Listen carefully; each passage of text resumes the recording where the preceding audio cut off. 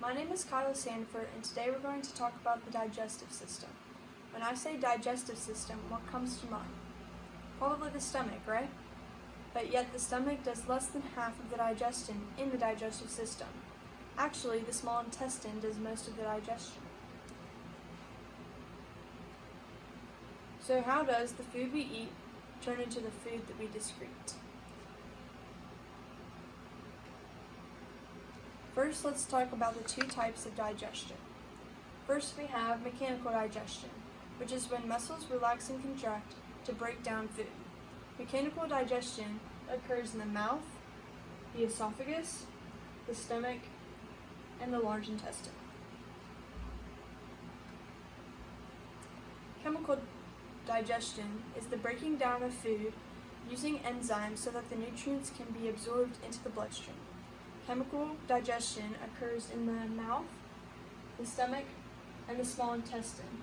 It's also aided by the liver, gallbladder, and pancreas with enzymes. Initially, the digestion process starts when food enters the mouth and salivary amylase is released to break down carbs into simple sugars. You eventually get a lump of food called bolus.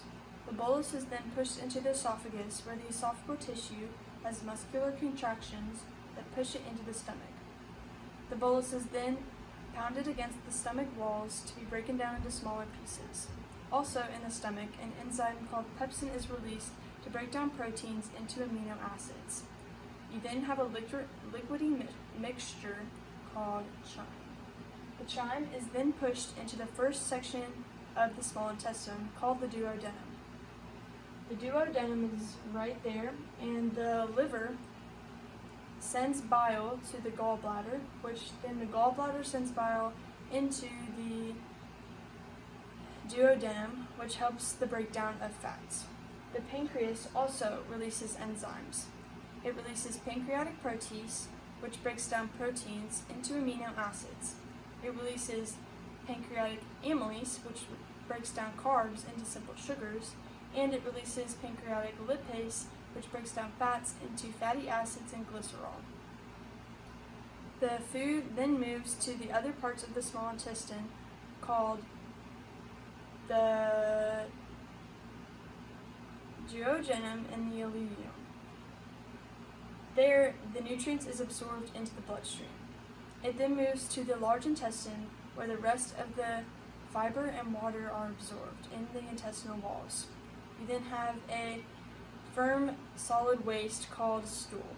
The stool is pushed through the large intestine into the rectum, and it is eventually excreted out the anus. The anus marks the end of the digestive tract.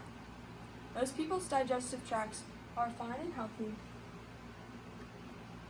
yet some people have issues with their digestive tract, where their digestive tract doesn't work as it should.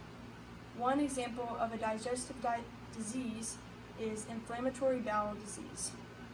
There are two types of this disease: ulcerative colitis and Crohn's disease.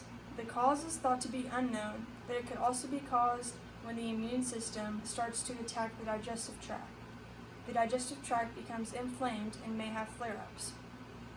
Symptoms of this disease are ab cramps, diarrhea, fever, weight loss, vomiting, night sweats, joint pain, loss of appetite, and blood loss. Although there is no cure to this disease, there are treatments to this disease by taking anti-inflammatory drugs, antibiotics, and immunosuppressants.